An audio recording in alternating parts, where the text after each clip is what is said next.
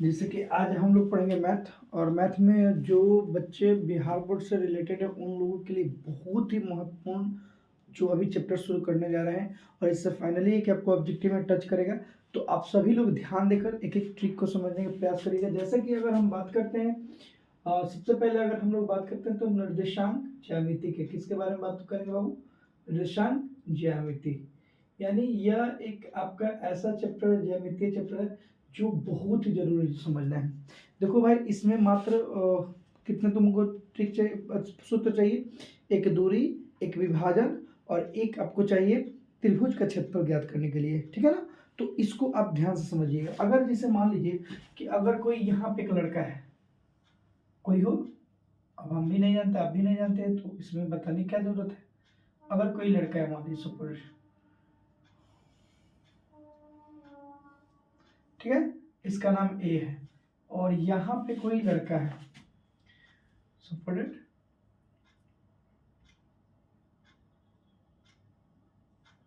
मान लीजिए यहाँ पे, और यह यहाँ पे खड़ा है। अगर प्रश्न कहता है कि यह बी है, अगर इसका निर्देशांक है 3 और इसका कहते हैं 4 और इसका कहते हैं 5 और इसका कहते हैं 6 का दूरी ज्ञात करेंगे, मतलब ए से बी के बीच की दूरी क्या होगी, मतलब इन दोनों के बीच कितनी दूरी है डिफरेंस। तो आप अगर आप जानते हैं कि जब ये निर्देशांक जब कर रहा है आपको यहाँ पे 100 वाई का मान दिया, इसका मतलब कि आपको निर्देशांक कर रहा है। जब निर्देशांक दे अगर कोई हमारा मीटर होता है तो चलो भाई हम ये 2 मीटर की है, अच्छा 4 मीटर है तो हम आपके डायरेक्ट निकाल दी।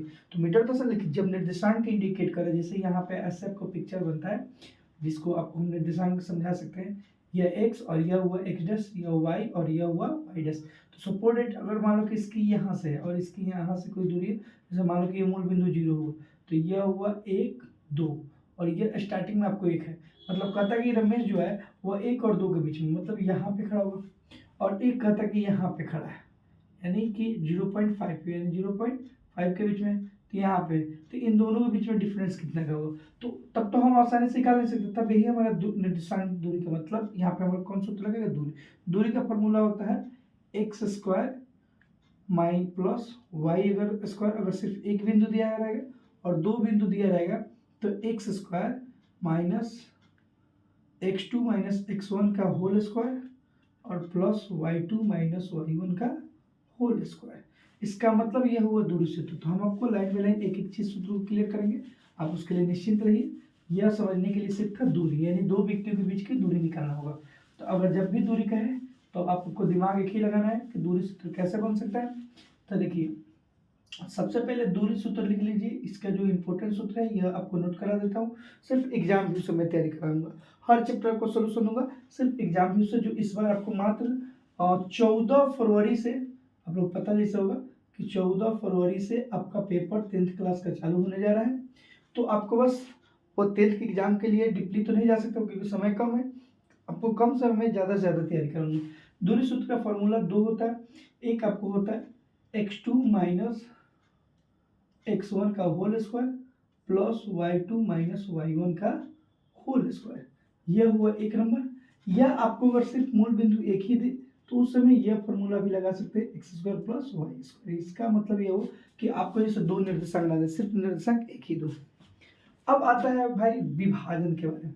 तो मान लो कोई रेखा है और इसका दे दिया ए और इसका दे दिया बी और कहता है कि इससे 2 अनुपात 1 में बटा गया, तो 2 अनुपात 1 में बटा, इसका मतलब 2 भाग इधर आएगा और 1 भाग उधर चलेगा। अब क्या सम त्रिविभाजक है, चाहे फोर्स त्रिविभाजक है, तो सम त्रिविभाजक है, इसका मतलब समान भागों में कितने भागों में बटा है?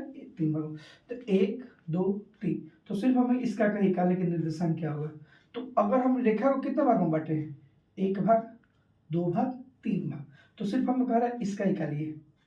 इसका निकालने का मतलब क्या होगा कि हमारा निर्देशांक एक यहाँ पे होगा x1 y1 और एक निर्देशांक यहाँ पे होगा x2 y2, और यह हम जो बांटे तो हमको एक भाग इधर बांटे तो इसे कहेंगे m1 और यहाँ पे जो बच गया शेष उसे कहेंगे m2, यानी इसका जो रेशियो होगा यानी जो विभाजन हुआ m1 और m2 का, यानी कि एक भाग को हम m1 और टोटल भाग को m2 कहेंगे। अगर यही कहता कि नहीं सिर्फ यहाँ से यहाँ तक को, तब यह हो जाएगा m1 और यहाँ से यहाँ तक होगा m2, जैसा क्वेश्चन कहेगा वैसे। यानी कोई रेखा उसको डिवाइडेड करते हैं तो यह विभाजन कहलाता है, मतलब रेखा को बांट देने की मान ये विभाजन कहलाती है। तो विभाजन सूत्र जो होता है, विभाजन सूत्र जब भी लिखेगा कुछ नहीं करना है, x का जब निकालना होगा तो m2 x1 और m1 x2 बट्टा m1 प्लस m2, यह आपका हुआ सूत्र x निकालने के लिए।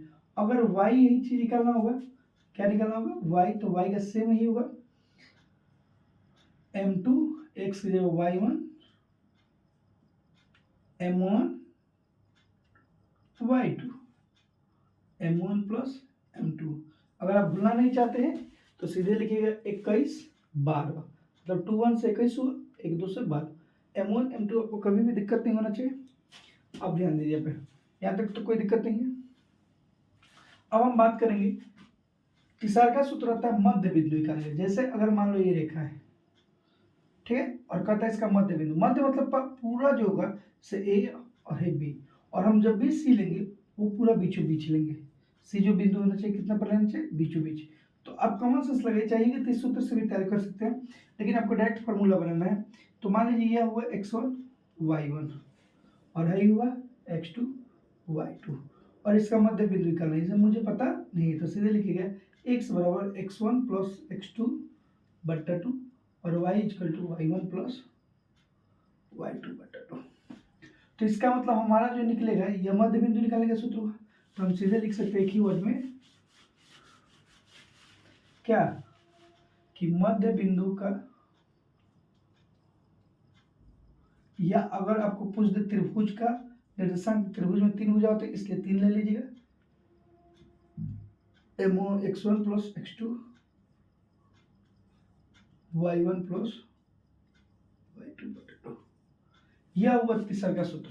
एक और सूत्र होता है जिसको आप भी जान सकते हैं और मैं आपको एकदम ट्रिकली बताऊंगा, जिसका नाम है त्रिभुज का क्षेत्रफल। अगर कोई त्रिभुज का मान दिया हो तो उसका क्षेत्रफल ज्ञात करने का सूत्र 1 बटा 2 x1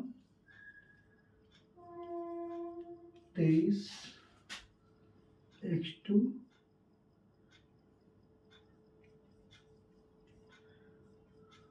x3 12। ये आपको यह सूत्र हुआ, यानी इसका और ट्रिक है 23 31 12 x1 x2 x3, ये दिमाग में फिट कर। यानी अगर आपको पूरा मैथ में अगर आपको कहीं से भी क्वेश्चन नहीं छोड़ना है, अगर दूरी निर्देशांक से, तो इतना फार्मूला आपको जानना जरूरी है। यानी टोटल कितने फार्मूला होंगे, 4। अब इस पर प्रश्न कैसे बनते होंगे तो आपको फिर से हम बताएंगे। इसको आप नोट करना चाहते हैं तो कोई नोट कर सकते हैं।